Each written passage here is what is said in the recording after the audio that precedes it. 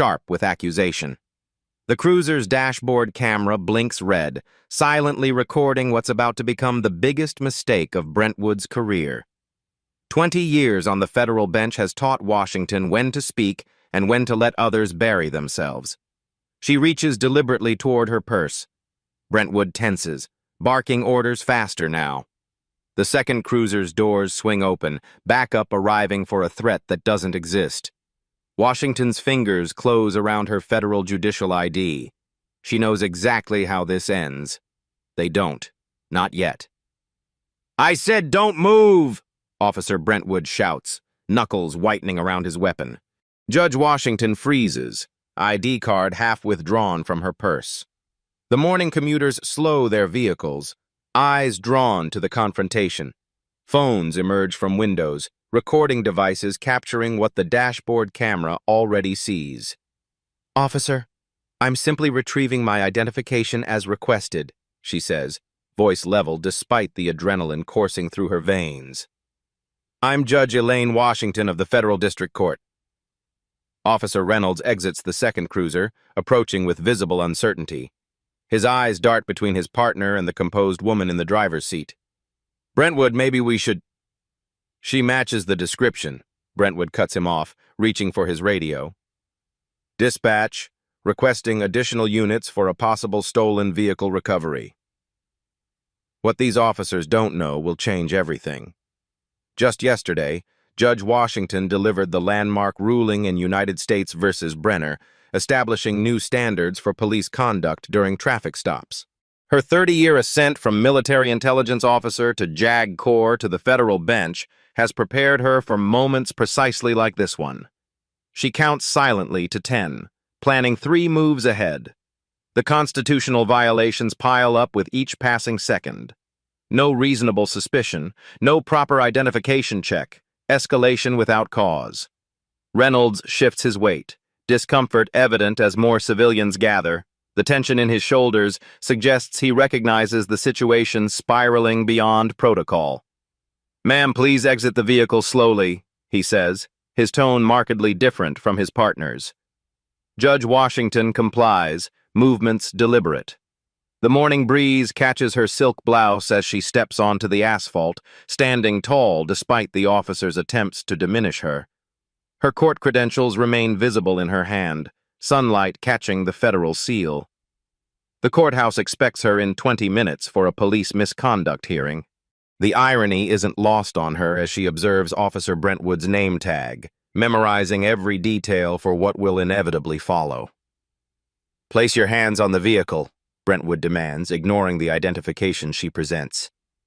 Judge Washington places her palms against the warm metal of her car, dignity intact despite the humiliation.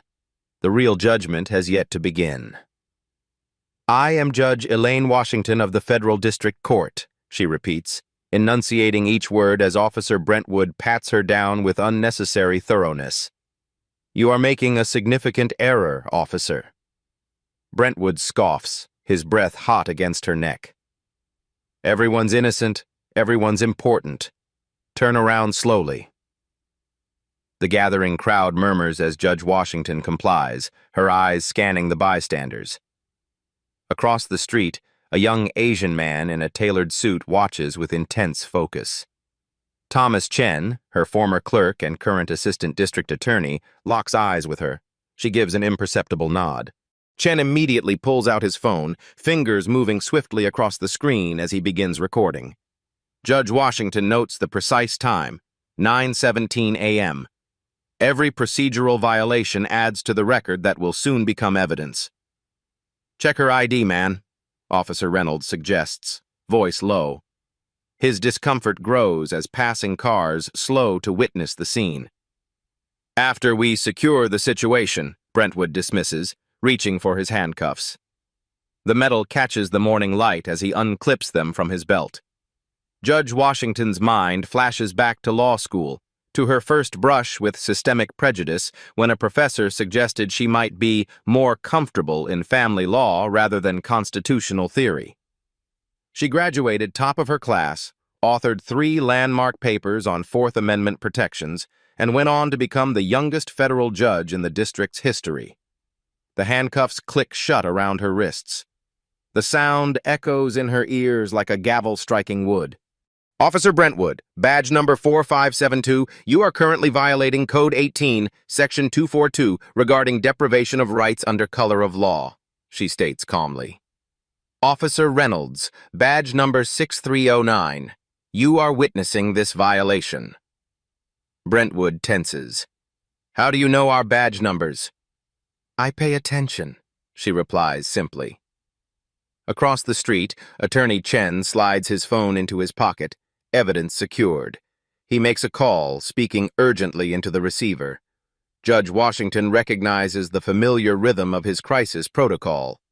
3 people will be notified: the Chief Justice, the District Attorney, and her judicial clerk. Search the vehicle, Brentwood instructs Reynolds, who hesitates before complying. Washington watches as Reynolds opens her car door, carefully examining the interior. His movements lack his partner's aggressive certainty. When he opens the glove compartment, he finds her vehicle registration and proof of insurance, both clearly displaying her name. Brentwood, Reynolds calls, holding up the documents. These look legitimate. Could be forged, Brentwood dismisses without looking. Check the trunk.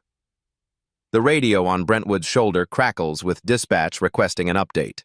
He steps away to respond, giving Judge Washington a moment to assess the growing situation. 3 police cruisers now block the street. Morning traffic backs up in both directions. At least 7 bystanders record the scene on their phones. She remembers the exact statute they're violating. She wrote the opinion on it last year. Simmons v's Department of Public Safety established that officers must check identification before detention when no immediate danger exists. Reynolds pops the trunk and goes still. Brentwood, you need to see this. Inside the trunk rest Judge Washington's judicial robes, carefully hung in a garment bag with the federal court seal visible on the breast pocket. Next to it sits her briefcase containing case files for today's docket. Brentwood glances inside, unmoved. Anyone can buy a costume. This doesn't feel right, Reynolds mutters, lifting the garment bag for closer inspection. I am invoking my right to counsel, Judge Washington announces clearly, ensuring the dashboard camera captures her words. I am also informing you that you are currently detaining a federal judge on her way to court without cause, without checking readily available identification, and after being informed of my position. Brentwood's radio crackles again. This time, a different voice comes through, deeper, authoritative. Unit 47, this is Lieutenant Foster. What's your current situation with the traffic stop at Maple and 5th? Brentwood frowns at the unexpected inquiry. Standard stolen vehicle procedure, Lieutenant. Suspect detained, vehicle being searched. Has identification been verified? The lieutenant's question hangs in the air. Before Brentwood can respond, a 3rd police cruiser arrives.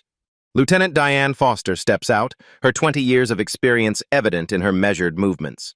She surveys the scene with practiced efficiency. The handcuffed woman in professional attire, the growing crowd, the open Mercedes trunk displaying judicial robes. I requested backup, not supervision, Brentwood mutters as Foster approaches. And yet, here I am, Foster replies evenly. She turns to Judge Washington, maintaining a respectful distance. Ma'am, I'm Lieutenant Foster. May I ask your name? Judge Elaine Washington, Federal District Court, Eastern Division, Washington responds, standing straight despite the handcuffs. My identification is in my purse on the passenger seat, which I was attempting to retrieve when Officer Brentwood escalated this situation. Foster's eyes narrow slightly. She recognizes the name.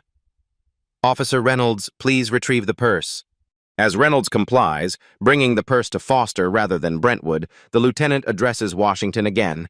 Judge, may I have your permission to open your purse and verify your identification? You have my consent, Washington confirms, noting Foster's procedural correctness, a stark contrast to Brentwood's approach. Foster carefully opens the purse, locating the wallet containing Washington's judicial credentials and driver's license. She examines both, her expression remaining professional but her eyes widening slightly as she confirms the woman's identity. "Officers, remove these restraints immediately," Foster orders, her tone leaving no room for argument. "Lieutenant, this vehicle matches the description," Brentwood begins. "Remove the restraints, officer. Now!" Foster's command cuts through his protest. The crowd watches as Reynolds quickly moves to uncuff Judge Washington, murmuring an apology as he does so. Brentwood stands rigid, jaw clenched in defiance. "This department is making a mistake," he insists. "No, Officer Brentwood," Judge Washington says as she rubs her wrists. "You've made several mistakes this morning, and now you're about to learn the consequences." Across the street, Attorney Chen ends his call and nods confidently to Washington. The wheels of justice have begun turning, not in the direction Brentwood anticipated. "Please step this way, Judge Washington," Lieutenant Foster says, gesturing toward her cruiser and away from the crowd. "I'd like to speak with you privately." Brentwood steps forward. "Lieutenant, I haven't completed my investigation. The vehicle still needs—" "Officer Brentwood, secure the scene and remain by your cruiser," Foster interrupts, her voice steel-wrapped in procedure. "Officer Reynolds, join us, please." The mid-morning sun beats down on the asphalt as Washington follows Foster to the command vehicle. Her court session begins in 30 minutes. The judicial clerk has likely already notified the chambers about her delay. "I apologize for this situation, Judge," Foster says once they're beside her cruiser. "I need to document what's happened here. Officer Reynolds, please start a new incident report." Reynolds pulls out his department tablet, fingers hovering over the screen. The dashboard camera in Foster's vehicle blinks red, adding another layer of documentation to the morning's events. "Lieutenant, I was on my way to preside over Hernandez versus Metropolitan Police Department," Washington explains. "A case concerning police misconduct during traffic stops." Foster's expression remains professional, but her eyes reveal understanding of the implications. "I'm familiar with the case, Your Honor. It's received significant attention within the department." "I need my vehicle released immediately," Washington continues, "and I require the badge numbers of all officers involved, including dispatch recordings from the initial call." Reynolds types rapidly, documenting every word. Foster nods, making her own notes on a small notepad. "Officer, what was the exact description of the stolen vehicle you were looking for?" Foster asks Reynolds. He consults his tablet. "Dispatch reported a black luxury sedan, possibly a BMW, stolen from the Highland District last night. Partial plate ending in JKW." "And Judge Washington's vehicle?" "Mercedes-Benz S-Class, current year model. Plate ending in RHT," Reynolds answers, the discrepancy now obvious. "Not even close," Foster observes. She turns back to Washington. "Judge, would you like transportation to the courthouse, or would you prefer to drive your own vehicle?" Before Washington can answer, Officer Brentwood approaches, radio in hand. "Lieutenant, dispatch is requesting we bring the suspect in for formal questioning. Protocol for stolen vehicles requires—" "Judge Washington is not a suspect," Foster states firmly. "And this is not a stolen vehicle." "We need to verify that at the station," Brentwood insists. Washington watches the power struggle unfold, noting Brentwood's unusual persistence despite mounting evidence of his error. His personnel file will make interesting reading. "Officer Brentwood, return to your vehicle and stand by," Foster orders. "The chief wants this handled by the book," Brentwood counters, revealing his presumed protection. The lieutenant's eyes narrow. "Which is precisely what I'm doing." Foster turns to Washington.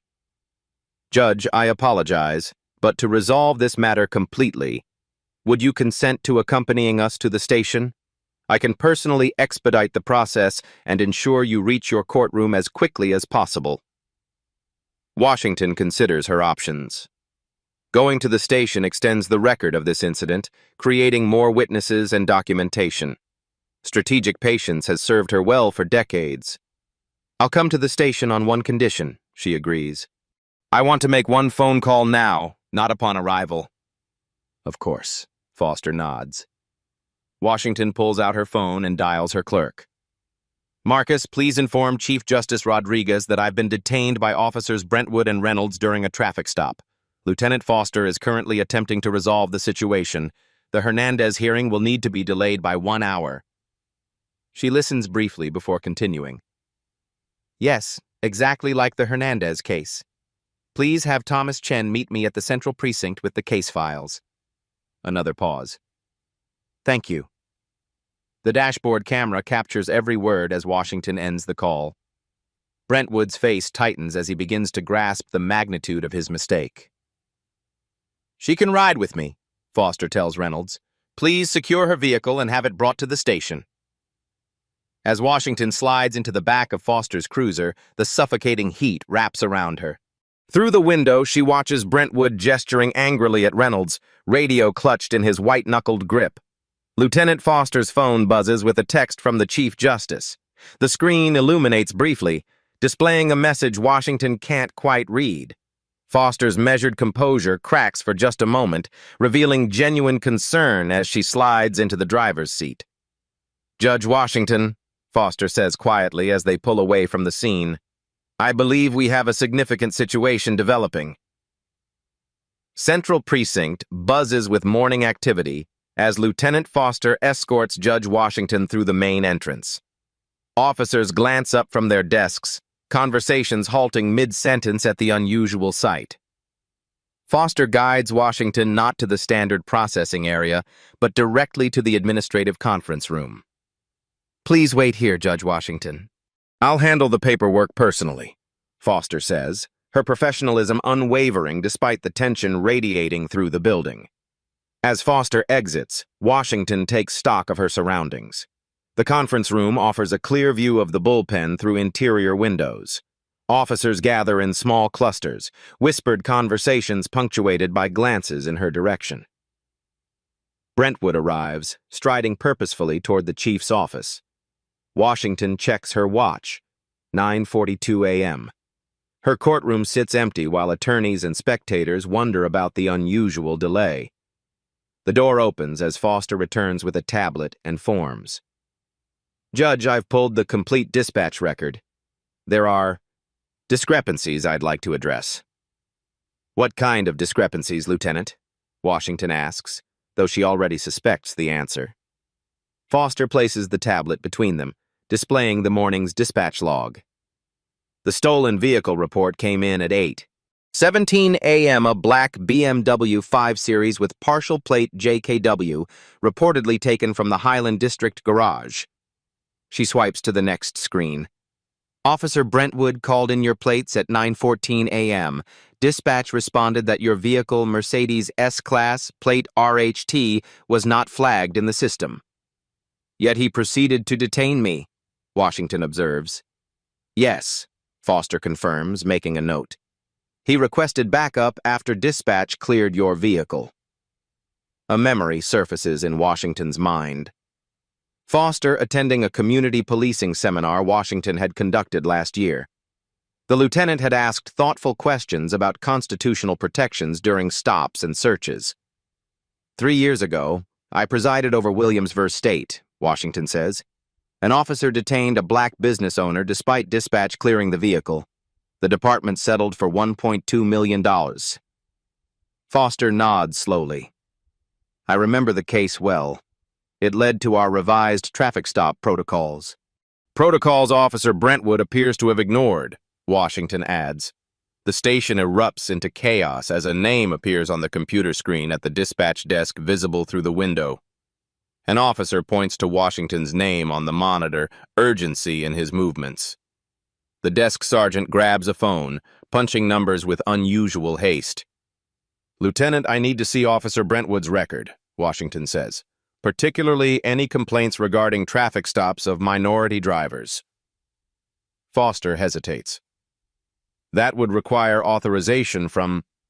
The door swings open as Chief of Police Martinez enters, face drawn with concern. Judge Washington, I've just been informed of this situation. Chief Martinez, Washington acknowledges, I believe we have a serious matter to discuss. Indeed, he agrees, taking a seat. Lieutenant Foster has briefed me on the initial details. I want to assure you this incident will be thoroughly investigated. I was on my way to court, Chief Martinez, Washington explains, to preside over Hernandez vs. Metropolitan Police Department, a case alleging systemic bias in traffic stops and searches. The chief's expression tightens almost imperceptibly. I'm familiar with the case. As the federal judge assigned to evaluate whether your department requires Justice Department oversight, Washington continues, I find the timing of this morning's incident noteworthy. Lieutenant Foster steps away, phone in hand, creating professional distance from the conversation while remaining within earshot. Judge Washington, I want to personally apologize for any inconvenience, Martinez offers. We can have you at the courthouse within 15 minutes. This is considerably more than an inconvenience, Chief Martinez, Washington corrects him.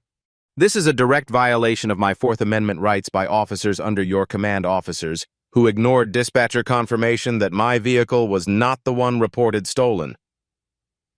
Martinez's carefully maintained composure slips. The dispatcher confirmed your vehicle wasn't stolen? Before the stop escalated? Lieutenant Foster has the complete transcript, Washington confirms. Officer Brentwood requested backup after receiving that confirmation. Foster returns to the table. Chief, I've confirmed the timeline. Dispatch cleared the judge's vehicle before Officer Brentwood called for backup or removed her from the vehicle. Where is Officer Brentwood now? Martinez asks, tension evident in his voice. Waiting in your outer office, Foster reports, along with Officer Reynolds. Washington observes the shift in dynamics, Martinez reassessing the situation. Foster's allegiance to proper procedure overriding departmental solidarity, Brentwood isolated by his actions. Chief Martinez, I need to make something absolutely clear, Washington says, leaning forward slightly. This incident will be thoroughly documented not just for my personal vindication, but because it demonstrates precisely the pattern of behavior alleged in the Hernandez case. Martinez nods grimly. I understand, Judge. Do you? Washington challenges. Because Officer Brentwood's actions this morning may have just provided the evidence needed to place your entire department under federal oversight. The chief's phone buzzes with an incoming call. He checks the screen, his expression darkening further. It's the mayor. You should take that, Washington suggests. Meanwhile, I'll require the complete personnel files for both officers involved. All body camera and dashboard footage, dispatch recordings, and witness statements from civilians at the scene. 3 judges and the district attorney are now on a conference call, their secretaries frantically rescheduling dockets to address the unfolding situation. Washington knows the system is mobilizing, not just for her, but for what her experience represents. Lieutenant Foster, Washington says as the chief steps away to take his call, you recognize the procedural violations immediately. Why did you respond to the scene personally? Foster hesitates before answering. Your vehicle passed me 2 blocks before the stop. I recognized you from your community lectures on constitutional policing. When I heard the call for backup at that location, she pauses. I had concerns. You knew Officer Brentwood's history, Washington concludes. I've worked with him for 3 years, Foster acknowledges. There have been patterns. Documented patterns? Washington presses. 7 complaints filed, 2 formal reprimands, Foster confirms. All involving minority drivers, all dismissed due to lack of evidence or witnesses unwilling to testify. The atmosphere shifts as Attorney Thomas Chen appears in the doorway, court documents tucked under his arm and determination in his stride. Judge Washington, he greets her formally, maintaining professional distance despite their years of collaboration. The Chief Justice has called an emergency meeting of the Judicial Council. They've temporarily reassigned the Hernandez case pending resolution of this morning's incident. Reassigned or delayed? Washington asks, noting the critical distinction. Reassigned to you specifically in your capacity as head of the Judicial Conduct Committee, Chen clarifies, with expanded scope to include this incident as evidence. Lieutenant Foster's gaze shifts between them, understanding dawning in her eyes. The booking officer freezes, fingers hovering over the keyboard as he processes the information. Chief Martinez returns, his conversation with the mayor evidently concluded. "Judge Washington, how would you like to proceed?" The courthouse clock strikes 10. Her trial was scheduled to begin 5 minutes ago. In the judicial chambers, clerks field increasingly urgent calls from attorneys present for the Hernandez hearing. The empty bench speaks volumes to those gathered in the courtroom. Back at the precinct, Chief Martinez leads Judge Washington, Lieutenant Foster, and Attorney Chen into his private office. The Venetian blinds slice the morning sunlight into thin stripes across the polished desk. "Judge Washington, I want to resolve this situation appropriately," Martinez begins, his tone calibrated for damage control. Officer Brentwood's actions were clearly inconsistent with department protocols. They were inconsistent with federal law. Washington corrects him, placing her judicial credentials on his desk. The gold emblem catches the light, a reminder of her authority that transcends the police department's jurisdiction. Martinez nods reluctantly. "Yes, of course. I've instructed Internal Affairs to begin an immediate investigation." "That's insufficient, Chief," Washington replies. "This incident falls under federal purview now." Chen opens his briefcase, extracting a court order signed by the Chief Justice himself. "This authorizes immediate preservation of all evidence related to this morning's incident, including Officer Brentwood's complete service record, all communications preceding the traffic stop, and station security footage from today." Martinez's face drains of color as he listens to his phone. The voice on the other end speaks urgently enough that Washington catches fragments: Federal Review and Justice Department notification. Outside the office, officers move with renewed purpose. The department's legal counsel arrives, briefcase in hand, jacket hastily buttoned. The atmosphere shifts from routine to crisis management. Washington checks her watch again. 10:17 a.m. The Hernandez attorneys wait, unaware that their case has just acquired powerful new evidence.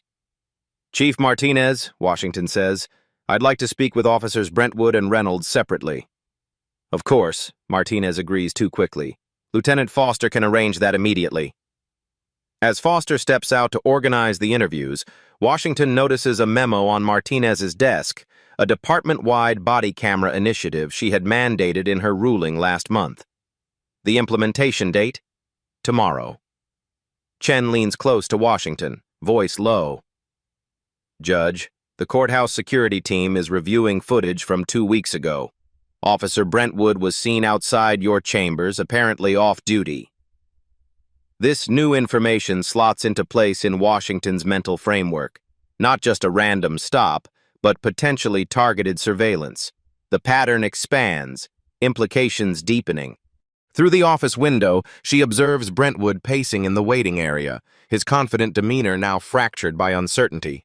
Reynolds sits separately, head bowed as he reviews his notes. Chief Martinez's face suggests he just received troubling news, Washington murmurs to Chen. "The department's already under review for 3 excessive force complaints," Chen confirms. "This incident could trigger the federal oversight they've been fighting to avoid." Foster returns, tablet in hand. "Interview rooms are ready, Judge Washington. Officer Reynolds has agreed to speak with you first." Martinez's phone buzzes again. The chief's expression shifts from concern to alarm as he views the message. "What is it?" Washington asks, though she already suspects. "The Attorney General's office," Martinez answers, voice tight. "They're sending a representative." The department's wall clock ticks loudly in the sudden silence. Every minute that passes reshapes the balance of power in the room. Chief Martinez closes the door to his office, face grim. Judge Washington sits across from Officer Reynolds in interview room 2, Lieutenant Foster standing sentinel by the door. The stark fluorescent lighting casts harsh shadows across Reynolds' increasingly troubled expression. "Officer Reynolds," Washington begins, "please walk me through this morning's events from your perspective." Reynolds straightens his posture, eyes fixed on the middle distance. We received a call about a stolen vehicle at approximately 8:45 a.m. Black luxury sedan, partial plate ending in JKW. And when did you join Officer Brentwood at the scene of my stop? Washington asks. I arrived at 9:16 a.m. as backup, Reynolds confirms. Officer Brentwood had already initiated contact with you. Washington leans forward slightly. Did Officer Brentwood inform you that dispatch had already cleared my vehicle before you arrived? Reynolds blinks, surprise evident. No, Your Honor. He stated it was a confirmed stolen vehicle match. Foster makes a note on her tablet, the soft tapping of her fingers punctuating the silence. Officer Reynolds, Washington continues, did you personally verify my identification when it was presented? No, Your Honor, he admits. Officer Brentwood instructed me to search the vehicle while he maintained control of the situation. And when you discovered my judicial robes and credentials in the vehicle? I informed Officer Brentwood immediately, Reynolds says, discomfort visible in his posture. He dismissed them as possibly costume items. Washington nods, allowing silence to fill the room. The interview room camera records every word, every expression. Through the observation window, Chief Martinez watches with growing concern. One final question, Officer Reynolds. Have you witnessed Officer Brentwood conduct similar stops of minority drivers before? Reynolds hesitates, the internal conflict evident in his expression. Officer Brentwood has his own approach to traffic enforcement. That's not what I asked, Washington presses. Yes, Reynolds finally admits.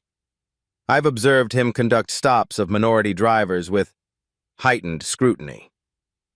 Thank you for your honesty, Officer Reynolds, Washington concludes. Lieutenant Foster will take your formal statement. As Reynolds exits, Attorney Chen enters with a laptop. Judge, I've received the dispatch recordings and Officer Brentwood's body camera footage from this morning. Washington nods to Foster. Please bring in Officer Brentwood. While they wait, Chen places the laptop before Washington. The time-stamped dispatch record contradicts everything Officer Brentwood claimed. Dispatch clearly informed him your vehicle wasn't the stolen BMW before he escalated the stop. The door opens as Officer Brentwood enters, confident stride now reduced to cautious steps. He takes the seat across from Washington, eyes challenging despite his precarious position. Officer Brentwood, Washington begins, voice perfectly calm. I'd like to understand why you continued to detain me after dispatch confirmed my vehicle was not stolen. I had reasonable suspicion based on the vehicle description, he replies automatically. Washington allows the statement to hang in the air before responding. The stolen vehicle was a black BMW with partial plate JKW. I drive a Mercedes with plate RHT. Please explain the basis for your reasonable suspicion. Brentwood shifts in his chair. The suspect description? There was no suspect description in the stolen vehicle report, Foster interrupts, referring to her tablet. The BMW was stolen from a parking garage overnight. No suspects were identified. Sweat beads on Brentwood's forehead as he recalibrates. I believe the vehicle could still be connected to the theft. Based on what evidence? Washington asks. Officer instinct, Brentwood replies, jaw tight. Years of experience. Washington studies him for a moment. Officer Brentwood, are you aware that I served 8 years in military intelligence before attending law school? That I specialized in detecting deception patterns? His eyes widen slightly, uncertainty flashing across his face. Your body language, vocal stress patterns, and pupil dilation all indicate deliberate deception, Washington continues. Now let me ask again. Why did you escalate a routine traffic stop after dispatch cleared my vehicle? I want union representation, Brentwood demands suddenly. That's your right for departmental disciplinary matters, Washington acknowledges. However, this interview concerns potential federal civil rights violations, which fall under my judicial purview. Chen turns the laptop screen toward Brentwood, displaying the dispatch log. The timestamp shows dispatch cleared Judge Washington's vehicle at 9:12 a.m. You called for backup at 9:14 a.m. claiming a confirmed stolen vehicle. Brentwood's expression hardens as he recognizes the evidence mounting against him. I want to speak with the chief. Chief Martinez is currently speaking with the Attorney General's office, Foster informs him, regarding potential federal oversight of this department. The pen scratching on incident reports fills the momentary silence. Chairs scrape across the floor as Foster adjusts her position, standing directly behind Brentwood. Officer Brentwood, Washington says finally, did you know who I was when you initiated the traffic stop this morning? The question hangs in the air, loaded with implications. Brentwood's silence provides its own answer. Interview concluded at 10:43 a.m., Foster states for the record, stopping the recording. Judge Washington, your vehicle has been brought around front, Chief Martinez announces, holding the station's front door open. The midday sun bathes the precinct steps as Washington emerges from the building's shadow. She straightens her jacket and steps into the sunlight.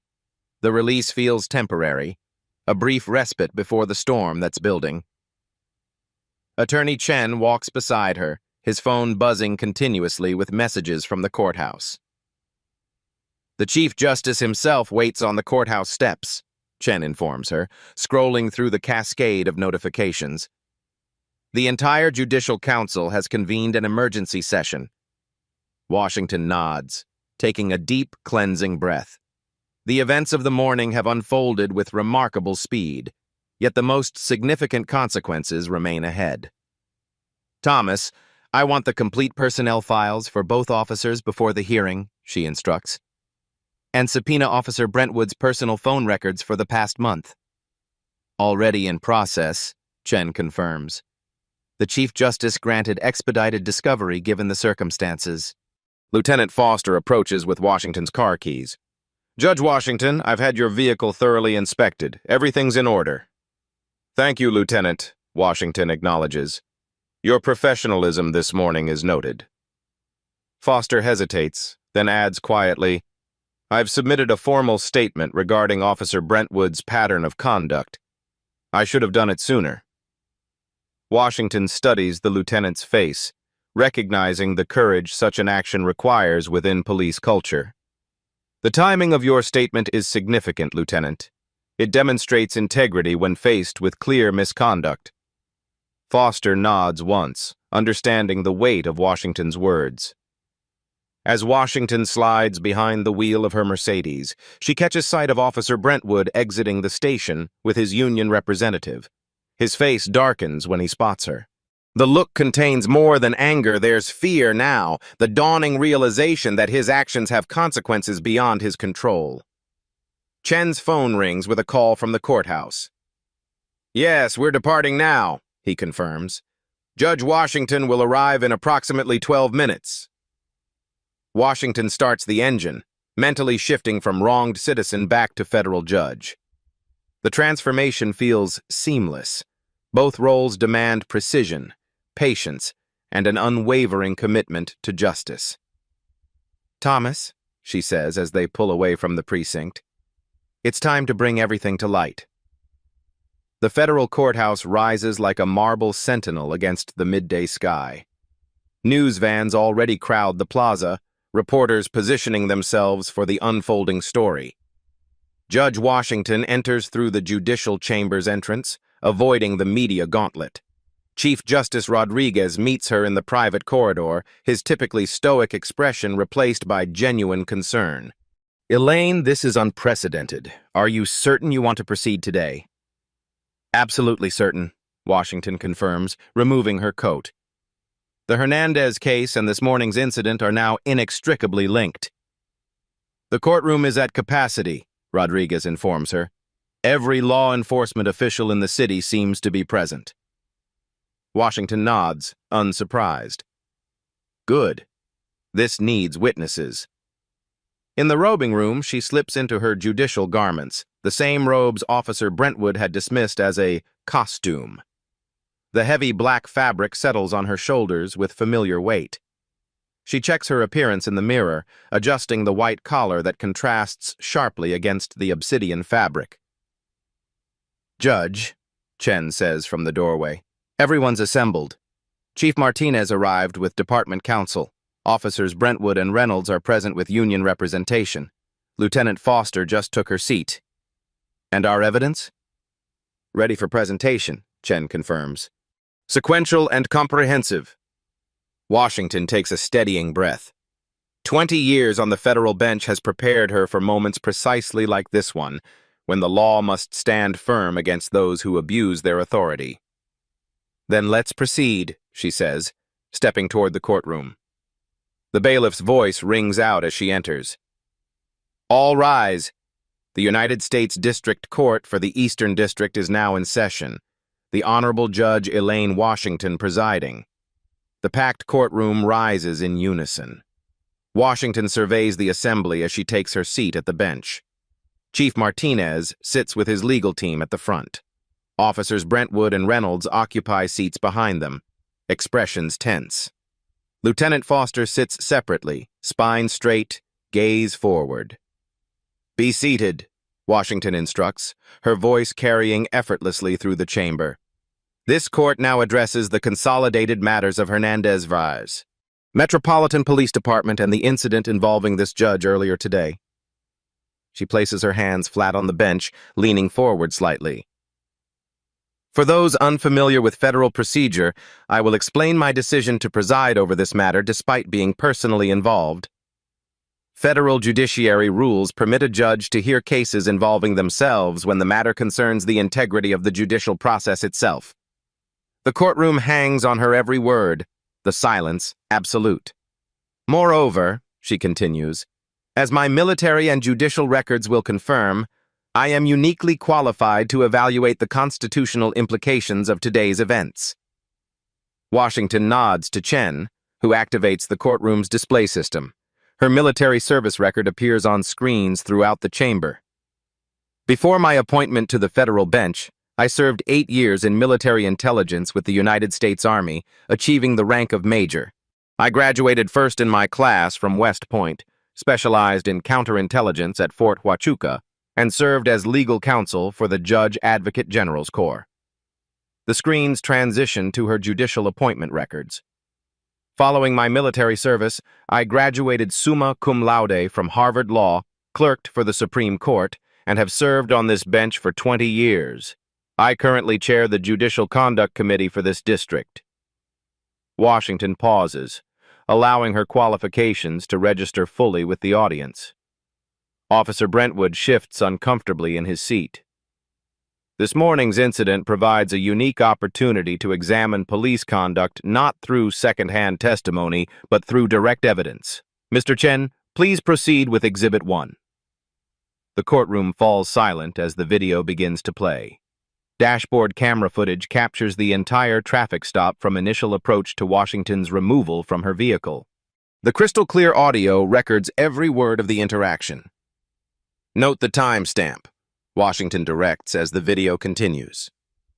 "At 9:12 a.m., dispatch informs Officer Brentwood that my vehicle is not the stolen BMW. 17 seconds later, he requests backup for a confirmed stolen vehicle."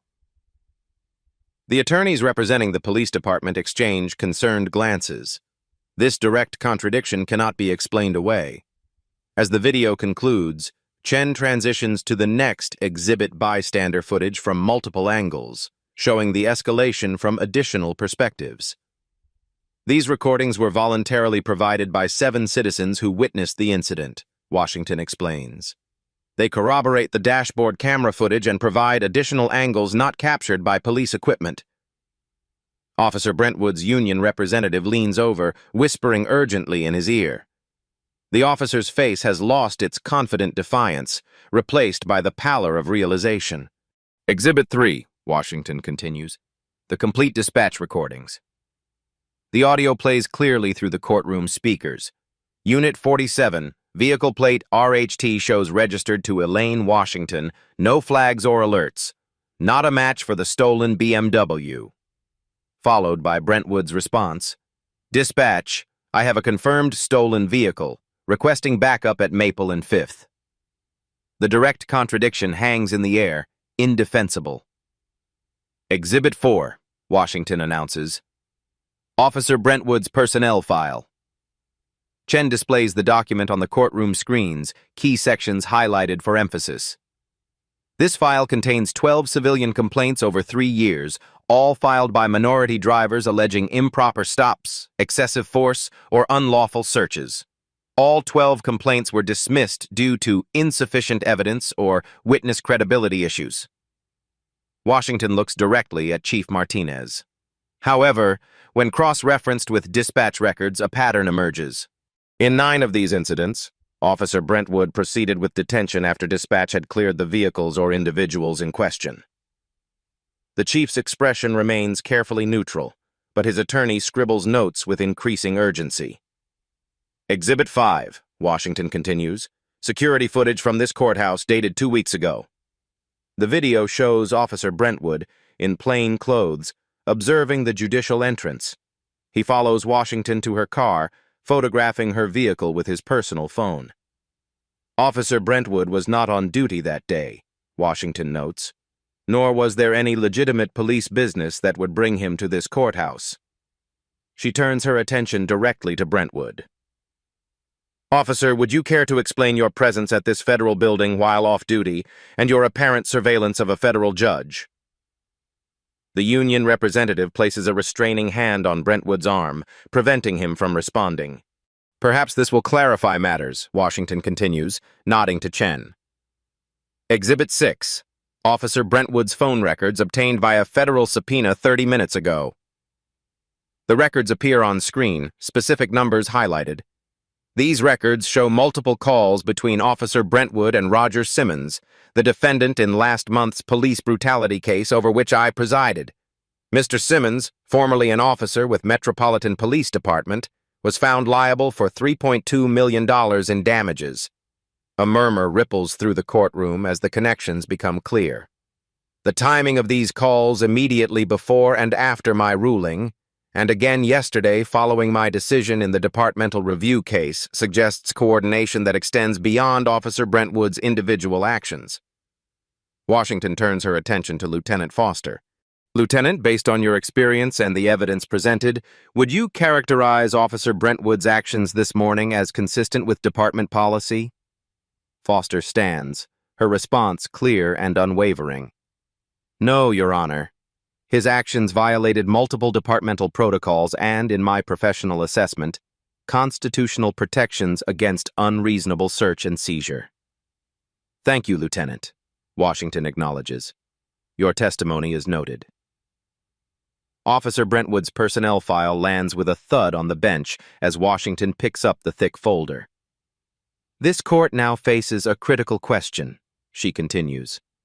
Was this morning's incident an isolated abuse of authority or evidence of systemic failure within the Metropolitan Police Department? She surveys the courtroom, her gaze lingering on each key figure. The Hernandez case alleges that minority drivers face disproportionate stops, searches, and detentions even when dispatch clears their vehicles, even when identification is presented, even when no reasonable suspicion exists. Washington leans forward. My personal experience this morning demonstrated precisely the pattern alleged in the Hernandez complaint. The evidence is not merely compelling, it is conclusive. She straightens, her decision made. This court finds sufficient evidence to expand the Hernandez inquiry into a comprehensive department-wide review under federal oversight. Chief Martinez rises to object, but Washington continues. The Department of Justice will appoint special monitors to oversee all aspects of Metropolitan Police Department operations for a period of not less than 3 years. All traffic stop data will be independently analyzed for pattern and practice violations. She turns to Officer Brentwood. As for the constitutional violations committed against this court, I am recusing myself from those determinations. Those matters will be referred to Judge Williams in the Western District for appropriate action. Judge Washington reads the final affidavit, her voice unwavering. This court retains jurisdiction over the implementation of reforms and will require quarterly progress reports. The first report is due in 90 days. She lifts her gavel. Officer Brentwood is immediately suspended pending termination proceedings. Officer Reynolds is placed on administrative leave pending further investigation. The gavel strikes with finality. This court is adjourned until tomorrow at 9 a.m., when we will begin structuring the oversight framework. As Washington rises, the courtroom remains standing in stunned silence. Through the windows, television cameras capture the moment justice realigns, not through violence or vengeance, but through the methodical application of law. 6 months later, recruits file into the Academy auditorium. The room buzzes with anticipation as cadets take their seats, Academy manuals open on their laps. The cover reads, Constitutional Policing, Rights, Responsibilities, and Reform. Judge Elaine Washington stands at the podium, her judicial robes exchanged for a tailored suit. The projector displays dashboard camera footage, her own traffic stop, now standard teaching material for every officer in training. Your badge grants you authority, she tells the attentive cadets. But authority without accountability becomes tyranny. The back doors open as Lieutenant Foster, now Captain Foster, enters. Her new insignia catches the light as she takes her place at the side of the stage. Under her leadership, the department's newly formed Accountability Division has begun reshaping police culture from within. 6 months ago, a traffic stop exposed systemic failures within this department, Washington continues. Today, I'm here to discuss the transformations those failures have produced. She advances the presentation to display the department's revised metrics. Complaints down 47%. Unlawful detentions reduced by 62%. Community trust ratings improving steadily month over month. Change is difficult, Washington acknowledges, particularly when it requires examining deeply ingrained practices. But necessary change produces justice, not just for citizens, but for officers committed to honorable service. In the front row, Chief Martinez listens with newfound humility. The federal oversight initially viewed as punishment has become an opportunity for departmental renewal. His resistance has transformed into cautious collaboration. The incident that catalyzed these reforms wasn't isolated, Washington explains. It represented a pattern that had developed over years, a pattern that undermined constitutional protections and eroded community trust. She advances to the next slide. Officer Brentwood's termination notice beside his subsequent federal indictment for civil rights violations. The former officer now awaits trial, his connection to the previously convicted Roger Simmons fully exposed through phone records and financial transactions. Officer Reynolds chose a different path, Washington notes, displaying his statement of cooperation. By acknowledging his failure to intervene and committing to reform, he exemplifies the potential for growth within the system. Reynolds now works with the Accountability Division, his first-hand experience informing training on peer intervention and ethical policing. His testimony against Brentwood proved instrumental in the federal case. The strength of our justice system lies not in its perfection, but in its capacity for correction, Washington continues. When we identify failures, we create opportunities for improvement. She gestures to Captain Foster, inviting her to join the presentation. Foster approaches the podium with measured confidence, her transformation from witness to leader evident in her posture. Captain Foster pins on her new badge, Washington observes as Foster displays her credentials. Not as a reward for loyalty to individuals, but as recognition of her loyalty to principles. Foster addresses the cadets directly. 6 months ago, I faced a choice between protecting a colleague and protecting the Constitution I swore to uphold. I chose the Constitution. Every day, you will face similar choices. The cadets absorb her words, many taking notes. This is not abstract theory, but practical wisdom from officers who have navigated ethical challenges firsthand. The dashboard camera that recorded my detention has become your protection, Washington tells them. Transparency safeguards officers who serve with integrity. It exposes those who abuse their authority. The camera doesn't lie, it simply observes. The presentation shifts to statistics from departments nationwide. Those embracing accountability measures show improved safety for citizens and officers alike. Those resisting reform continue to face lawsuits, settlements, and declining public trust. Constitutional policing isn't just legally required, Washington emphasizes. It's strategically advantageous. Communities that trust their police departments provide more cooperation, more information, and more support. As the session concludes, Washington opens the floor for questions. The cadets engage thoughtfully, their inquiries revealing genuine commitment to ethical service rather than perfunctory compliance. After the final question, Washington offers her closing thoughts. When I was wrongfully detained 6 months ago, I had a choice. I could seek personal vindication, or I could pursue systemic reform. I chose reform because lasting justice comes through transformed institutions, not individual penalties. She surveys the room, making eye contact with the future officers. Each of you will hold extraordinary power over the lives of citizens. Use that power with wisdom, restraint, and respect for the constitutional protections that define our nation. The auditorium fills with applause as Washington concludes her presentation.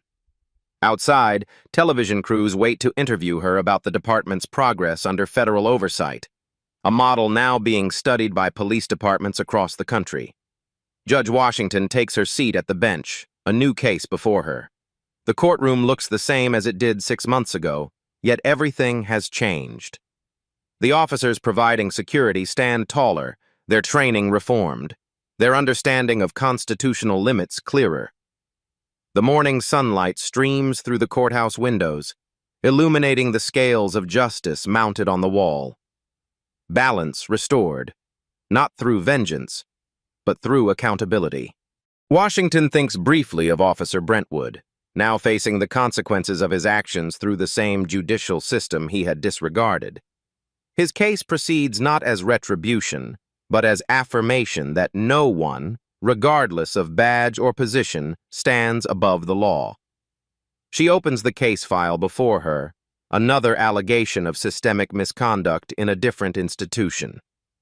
The work continues, one case at a time, one reform at a time. Justice requires vigilance, courage, and the willingness to confront uncomfortable truths. The bailiff calls the court to order. Judge Washington straightens her robes, ready to apply the law with the impartiality and integrity that has defined her career. The system isn't perfect, but its capacity for self-correction remains its greatest strength. This court is now in session, she announces, her voice steady and clear. If this tale of justice served and accountability in action resonated with you, there's plenty more where that came from. Hit that subscribe button right now to join our community of justice seekers and story lovers. Each week, we bring you powerful narratives where underdogs rise, wrongs are righted, and the truth prevails. From courtroom dramas to everyday heroes standing up against corruption, Beat Stories delivers the emotional catharsis you crave. Don't forget to like this video, share it with someone who appreciates a good justice story, and ring that notification bell so you never miss our latest uploads.